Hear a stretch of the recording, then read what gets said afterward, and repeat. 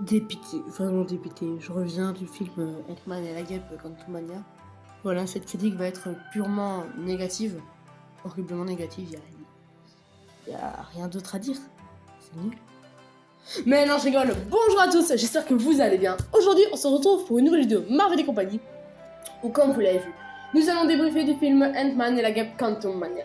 Et non, en fait, il est pas nul comme je vous l'ai raconté dans la petite intro, qui était pas très marrant. Et j'ai été personnellement agréablement surpris de ce film. Donc, mais avant de commencer la vidéo, dans cette critique, il y aura du spoil. Donc, si tu n'as pas vu le film, je t'invite à quitter la vidéo, aller voir le film et revenir voir ma critique. Alors, je vais commencer avec MODOK et je vais pousser un coup de gueule. Vraiment attention. Donc, MODOK pour moi, j'en ai discuté avec Oro et on disait c'est un personnage gâché. Vraiment, c'est gâché. Mais non, il n'est pas gâché. Faut restructurer un minimum le décor. On est dans un film Ant-Man, on n'est pas dans un Captain America. Le film avait une tendance humoristique. Moi, je sais pas, ça m'a sauté aux yeux, mais quand MODOK il enlève son casque, Hank, Ant-Man le regardent tous en mode mais c'est quoi ça? MODOK est caricaturé. Ça se voit dans le décor. Regardez comment le scribe est écrit. Ce MODOK colle parfaitement avec le scribe. La tête de MODOK c'est fait exprès. Surtout le crâne chauve, enfin ça m'a vraiment dégoûté parce que j'ai MODOK en Lego a plus de flow que ce MODOK là. Voilà, il faut en rire, c'est fait exprès. Vous avez pas compris le film alors. Voilà pour ma défense de MODOK. Voilà, sinon quelque chose qui m'a quand même chipoté, c'est à la fin du film, quand Hope va sauver Ant-Man et que le portail des rêveux se referme. Eh bien, moi j'aurais vu une fin où Ant-Man et Hope, enfin Ant-Man et la guêpe, on va dire ça, restent dans le royaume quantique. Mais non, tout de suite, hop, Casey rallume, et puis le portail rouvre, et Scott réagit au quart de tour, rentrons chez nous. Ça, pour moi, c'est une facilité scénaristique, c'est ça qui m'a vraiment déçu, en fait. On s'était dit, waouh, belle fin et tout, et puis, ah, moyen, quoi. Voilà, vraiment, c'est un film, c'est vraiment un film qui détend, quoi.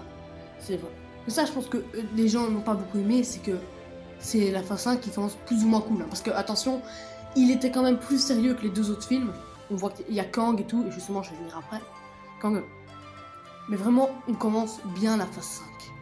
Donc, juste avant de venir à Kang, je vais faire une petite parenthèse sur la guêpe. J'aurais vraiment aimé qu'elle parle un peu plus, qu'elle ait plus d'importance. Parce que elle a fait beaucoup, c'est vrai. Mais niveau, elle est restée fort silencieuse, j'ai trouvé. Maintenant, je vais parler de Kang, bien sûr. Kang, le conquérant. Ah, celui-là. Bravo à Jonathan Majors, parce que wow, ça, c'est du conquérant. Celui-là, à mon sens, c'est le meilleur des Kang et le plus dangereux. Ça, c'est vrai. Pourquoi il est tombé dans la dimension quantique? Parce que c'est le plus puissant et qu'on l'a banni. Vraiment, et heureusement qu'il n'est pas mort, parce que ce Kang-là, j'ai vraiment envie de le revoir. La puissance, on nous a montré Thanos dans la phase 3. Thanos dans la phase 1 de 3, enfin dans la saga de l'infini quoi. Thanos qui était waouh, super puissant. Voilà, et après on te montre Kang. Kang qui peut t'éclater Thanos en 2-2. C'est waouh quoi, waouh. Et donc là, je vais en venir aux scènes post-génériques. Oui, on voit. Pour la première scène post-générique, on voit 3 Kang qui discutent. Un pharaon, un autre en robe rouge et le troisième, je ne sais plus. Et puis le grand arène où tous les Kang arrivent et où ils discutent justement que Ant-Man est un danger. Et puis la deuxième scène post-générique qui tease la saison 2 de Loki.